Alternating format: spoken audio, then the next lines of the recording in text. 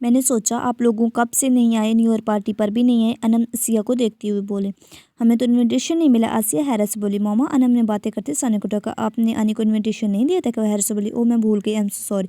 सानिया अफसोस से बोली। तुम्हारा नंबर भी डिलीट हो गया तो मुझसे आसिया इसलिए याद नहीं रहा। वो मजलूमी से बोली। कोई बात नहीं। आसिया मुस्कुराती बोली। मामा घर घर कब जा रहे हैं? 6 साल बच्ची इनका पहलू खींचते बोले। समरीन आप दोनों को गार्डन में ले जाओ, खेलो वहाँ पर।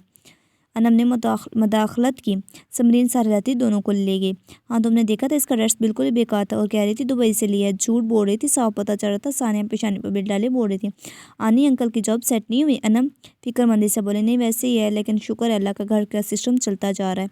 वो एक साबर खुतून थी। मैंने डैड को बोला था, लेकिन वो कहते अब अगर अब हुकूमत आ गई तो फिर कोई बात नहीं। अनम तुमने कहा इतनी ही बहुत है। वो मशहूर थी। दानियान कहा वो सो रही है कमरे में। दानी जमाई रुकती लेपटॉप खोलकर बैठ के न्यूज़ फिर चेक कर रही थी जब आयल की कॉल आने लगी। ऐसे मौत के फरिश्ते की मान नाजिल होता। दानी कॉल कट करते हुए बोली। Dani pick up the call, I will.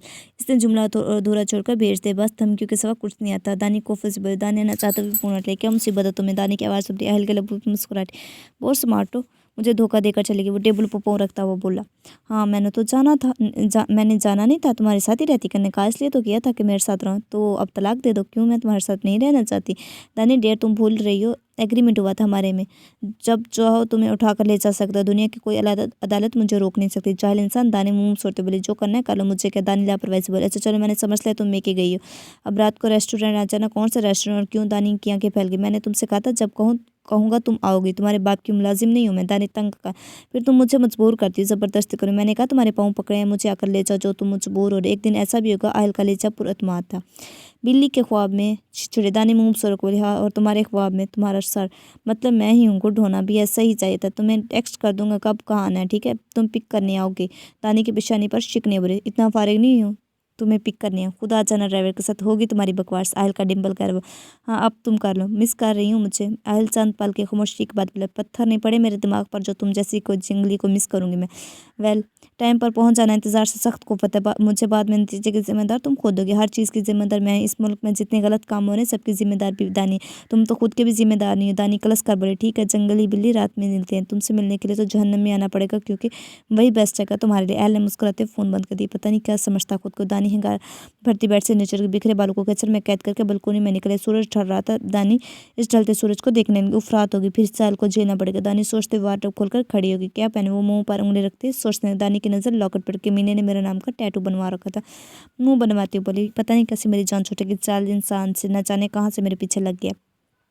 दानी ड्रेस निकालती हुई बड़बड़ाई। यहाँ होता ना तो सब सुन चुके थे। दानी लशूरी तौर पर इसका मतलब सोची। मध्यम रोशनी में आयल एक टेबल पर बैठा घड़ी देख रहे थे। ये लड़की हमेशा वही करती है जिस काम से मना करो। वो कोफत से बोला। इस अवस्था में दानी आती हुई दिखाई दी। रेड कलर की शर्ट पहने, साथ में वाइट जीन्स, स्याह हल्के बाल आधी कैचर में की थे। पिंक कलर की लिपस्टिक से जासूम नजर पड़ी थी। एली से देखकर मुस्कुराने लगा। दानी इसके सामने वाले सिर पर खींच कर बैठ गया। लड़की आती है तो बंदा उठकर बैठता है, इसे लेकिन मजाल है जो अखलाकियत से तुम्हारा दूर दूर तक कोई नाता। दानी बैठी शुरू होगी। तुम्हारा खासा करीबी ताल्लुक है, इसलिए मुझे ज़रूरत नहीं। वो मुस्कुराया तो गर्ल का डिंपल लमाया। क्यों बुलाया मुझे? डिनर करने के लिए। वो कहने टेबल पर रखे बहन हाथों को मिलाता बोला। क्योंकि मैं तुम्हें लकमी देती। दानी घूर कर बोली। क्यों? कुछ ऐसे समझ लो। दानी हिंकार पड़ती बाएं जानब देखने लगी। वेटर खाना सर्व करने लगा। यहाँ से तुम मेरे साथ जाओगी? आयल प्लेट में डालते बोला। मैं नहीं जा रही तुम्हारे साथ। दानी नाक चढ़ाते बोले। तुम मुझे बहुत गुस्सा ले जाते। आयल मुठियाँ बहस कर बोले। तो मैं क्या करूँ? दानी शानिज करते हुए कहने खाने लगे। मेरे साथ चुल्लो चुप करके एक ही बार मुंह में इल्फी ना लगा लूँ मैं जो बार बार बोलती हूँ खामोश होने का। दानी कलस कर बोली। नहीं फिर तुम मुझसे अपनी मोहब्बत का इजहार कैसे करेगी? अच्छा मजाक कर लेते हो। हाँ मुझे बताओ, यहाँ पब्लिक प्लेस में भी तुम मुझ पर गन रखोगे क्या? साथ ले जाने के लिए। दानिया की छोटी केस से देखने लगी। 1 मिनट जगली बिली। आयल फोन कान से लगा था साइड पे। क्या हुआ रफीक? सर आग लग चुकी है और तकरीबन हर चीज़ को अपने पेट में ले लिया। बहुत मुश्किल है, कोई एक चीज़ भी बच जाए। बहुत खूब। आयल मुस्कुराता बोला। ठीक, लेकिन अब दानी को वापस लाजमी लाना पड़ेगा। आयल फिक्रमंदी से बोला। सर आप इन्हें अपने साथ लाएं। नहीं रफीक यहाँ ज़बरदस्ती नहीं कर सकता। आयल पेशानी मसलता हुआ बोला। फिर सर क्या हुक्म है? ऐसा करो अभी जाने दो इसे और कल सुबह की प्लानिंग कर लो। यूनी से सब कुछ सेट कर लेना। मैंने कोई इशू अफोर्ड नहीं कर सकता। आयल सख्ती से बोला। जी सर अब टेंशन मत लें। आयल फ़ोन बंद करके वापस आ गया।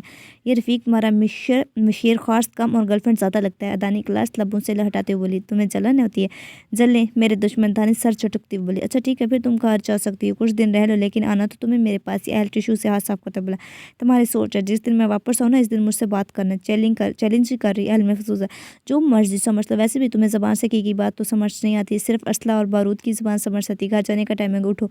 आयल खड़ा होता बोला, तुम मेरे बाप नहीं हो। दानी घूर कर बोली, बिल्कुल मैं तुम्हारा शोर हूँ। आयल इसके पास आता बोला, दानी हंकार भरती उठ के